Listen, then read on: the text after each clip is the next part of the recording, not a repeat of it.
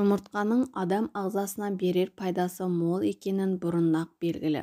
Оны пайдалану ежелгі үнді жерінде бастау алған деген дерек бар. Ертеде қыз-келіншектер әжімнің көзін жою үшін немесе шаштары қатты болу үшін жұмыртқаны пайдаланған. Ал ер азаматтар жорыққа не шайқасқа шықпас бұрын жұмыртқамен тамақтанған. Сондай-ақ өз жарақаттарын жұмыртқа басу арқылы жазған екен. Жұмыртқаны қайнатып қуырып жеу арқылы асқазанды ғана емес, бар ағзаны пайдалы элементтер мен дәрумендермен де толтыруға болады. Құрамындағы ақуыз, йод, фосфор, селен, тағы да басқа элементтер созылмалы аурулардың алдын алады. Сондай-ақ оның құрамында А, Б, Д, Е дәрумендермен бастап, бас-аяғы 13 дәрумен кездеседі. Жұмыртқада калория аз. Бір жұмыртқаның құрамында орта есеппен 76 калория ғана бар, ал майлылығы небәрі 10%.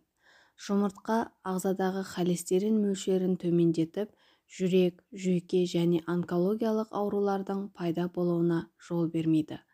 Көптеген диеталардың мәзірінде жұмыртқа кездесіп жатады, себебі оның арқасында артық салмақтан арылуға және салмақты бір қалыпты ұстауға болады. Тырнақ, шаш өсімі мен көздің көруін жақсартамын. Тістерім маржандай таза, сүйектерім мықты болсын десеңіз, ас мәзіріңізге жұмыртқаны қосыңыз. Жұмыртқа ағзаны түрлі инфекциялардан қорғап, иммунитетті күшейтеді. Жұмыртқа бет күтіміне де пайдалы.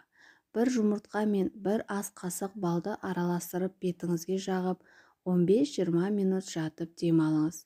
Кейін жылы сумен шайып жіберіңіз. Бетіңіздің тазарып, нәрленіп, терінің тартылғанын аңғаруға болады.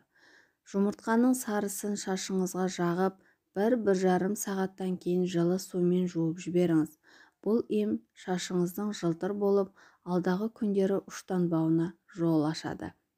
Көзіңізге сүйел шыққан кезде қайнаған жұмыртқаны ыстық күйінде басыңыз. Сондай-ақ қатты домалатыңыз. Бастың ми жүйесінің байланысын зерттейтін фосфолипидтер холиндерден тұрады. Дәл осы дәруменнің ми құрылысына маңызды екенін ғылыми дәлелденген. Адам 2 жұмыртқа жегенде осы элемент толықтырылып отырады. Холиннің жеткіліксіздігі есте сақтау қабілетін төмендетеді. Адамның көз жанары лютеин арқылы сақталады. Жаңа зерттеулерге сәйкес жұмыртқада лютеиндердің көптігі анықталды. Лютеин көздің жақсы көруі мен нашар көруін зерттейді. Лютеиннің жеткіліксіздігінен көз жанары нашарлай бастайды. Д дәрумені кальцийді толықтырады. Жұмыртқаның құрамындағы Д витамині адамның сүйегін қатайтып, тістің мықтылығын сақтайды. Жүрек қан-тамыр ауруларынан сақтайды. Ғалымдар жұмыртқа құрамындағы холестерин фосфатидтермен тең болғандықтан адамға зиянсыз екенін дәлелдеді. Ол ағзадағы холестериндерді жояды. Жұмыртқада омега-3 қышқылы бар. Ол жүрек қан-тамыр ауруларының алдын алады. Салмақтан арылтады. Америкалық ғалымдар жұмыртқа тағамының жеңіл диетасын пайдаланып, таңертең жұмыртқа жеп тұрса, адам 2 есе тез арықтайды. Жұмыртқа ағзада ұзақ жүріп, күні бойы көп тамақтанудан сақтайды. Онкологиялық аурулардың алдын алады. Миға әсер ететін холин онкологиялық ауруларға да қарсы күреседі. Сондықтан жұмыртқаны тұрақты жеп жүрген әйелдердің 18%-ның сүт без қатерлі ісігі азайған. Бала көтеруге де пайдалы. Б дәрумені жыныстық гормондарға әсер етеді. Б9 дәрумені бала миының тез дамуына көмектеседі. Сондықтан Б9 дәрумені бала көтеретін әйелдерге қажет. Нидерланд ғалымдары зерттей отырып, жұмыртқа жейтін 35-40 жас аралығындағы 87% әйелдердің терісі жазылып, қызыл дақтары кеткені анықталды, ал ерлердің көз айналасындағы майда әжімдер жоғалған. Жұмыртқа алған кезде оның сыртқы қабығына мән беріңіз. Дүкеннен сатып алған жағдайда кейбір жұмыртқалардың сырты кедір-будыр болады. Яғни жұмыртқа сыртының бір тегіс болмауы жұмыртқа санатына тікелей байланысты. Мысалы, жоғары санаттағы жұмыртқа сырты тегіс болып келсе, 2-3 санаттағы жұмыртқа сырты бір тегіс болмайды. Сонымен қатар жұмыртқаның жарамдылық мерзімінің өтіп кеткенін құлақ тұсына шайқап білуге болады.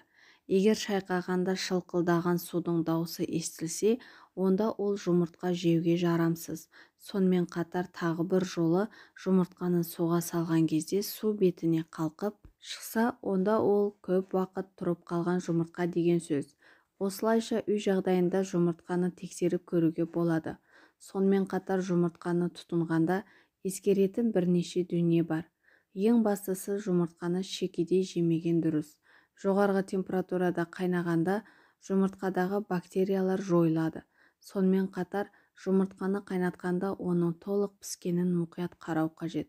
Себебі шала піскен жұмыртқаны бірнеше сағаттан соң жеуге болмайды. Мысалы, жұмыртқаны ертеңге деп түнде шикілей етіп қайнатқан болсаңыз, таң атқанға дейін оның ішінде бактериялар көбейіп, ол асқазан ішек жолдарына зиян келтіреді. Әсіресе жұмыртқа ерте жастағы балалардағы аллергияның себебі болуы мүмкін. Себебі жұмыртқада ақуыздар бар. Егер де ағзада ақуыз мөлшері көп болса, зат алмасу процесі бұзылып, бүйректің қызметіне кері әсер етеді. Сондықтан күніне 2 жұмыртқадан артық тұтынбаған дұрыс. Сонымен қорыта айтқанда, ішек инфекцияларын болдырмау үшін ең әуелі жұмыртқа сыртын жуып пайдалану керек. Жұмыртқаны сақтау мерзіміне де мұқият болған жөн. Мәселен, жұмыртқа +2 градуста 25 тәулік сақталатын болса, -2 градус температурада 90 тәулік бойы сақталады. Достар, осымен бүгінгі жұмыртқа жайында тақырыбымыз аяқталды. Менімен бірге соңынан дейін болғандарыңызға көптен көп рахмет. Каналыма тіркеліп, қолдау көрсетулеріңізді өтінемін. Сіздермен бірге болған Жүз жаса каналы. Сауда саламат болыңыздар.